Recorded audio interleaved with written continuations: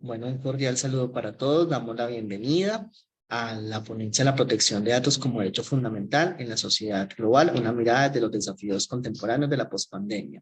Los integrantes del equipo somos Lisa María Pineda Castaño, Sergio Luis Mondragón Duarte, quien les habla, y Víctor Julián Moreno Mosquera. Para comenzar, quiero indicar que esta protección de datos está regulada por la Comisión Europea y también por la Ley 1266 de 2008 y la Ley 1581 de 2002. ¿Qué nos dice esta normatividad? Que la protección de datos personales debe darse como una forma de individualización, pero también de forma directa e indirecta a las personas en razón a su uso de buen nombre. En esto quiere decir que los datos personales corresponden a nombre, identificación, dirección física y electrónica que permitan identificar a esta persona. ¿Qué es lo importante en este punto? Que la protección de datos debe darse de una manera plena, siendo la información a consultar actualizada, vigente, solamente tratada para los fines específicos que se requiere y debe ser conservada de tal manera que no tengan un uso frente a terceros. De esta manera, esto implica unos retos tanto en normativa nacional como internacional, de la cual nos va a hablar frente en relación al ciberataque la profesora Lisa María Pineda Castaño.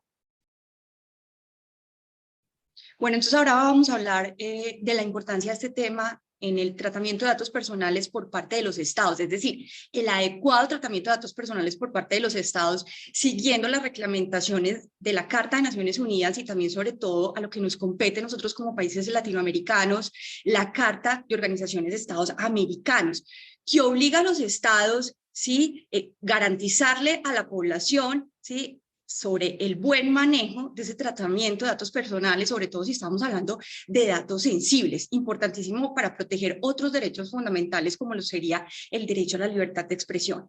Ahora bien, ahora vamos a hablar un tema importante en este artículo de investigación que son los desafíos del uso de la fuerza. Entonces, ya se exige una transformación de esa Carta de Naciones Unidas donde se permite el uso de la fuerza únicamente por dos excepciones, legítima defensa y también autorización del Consejo de Seguridad, ¿cierto? Pero esta Carta de Naciones Unidas, hablando del uso de la fuerza por parte de los estados, requiere unas transformaciones y, digamos, un desarrollo jurídico que se adapte a las nuevas tecnologías. Es decir, a través digamos, de lo que estamos viendo ahora, los ciberataques, por ejemplo, la guerra entre Rusia y Ucrania, ¿sí? Esa Carta de Naciones Unidas se queda corta sobre cómo se va a garantizar que esos estados y sobre todo las potencias que manejan esa seguridad en la información y ese acceso a la información de una manera adecuada, pues cumplan con los estándares de Naciones Unidas y también de esa carta que nos compete a nosotros, Organización de Estados Americanos. En este orden de ideas, según lo expuesto en los distintos tópicos que hemos tocado a continuación o que hemos tocado en referencia, es necesario evidenciar que la jurisprudencia de la Corte Interamericana de Derechos Humanos con respecto al tratamiento de datos personales de los sujetos, de los ciudadanos, no ha sido muy clara en el acatamiento o el cumplimiento de las condiciones del test de proporcionalidad, porque en ellas se termina limitando la libertad de expresión a través del ciberpatrullaje, que implica un control sobre la dimensión individual o colectiva de los sujetos en el marco de expresar sus opiniones sobre determinadas situaciones.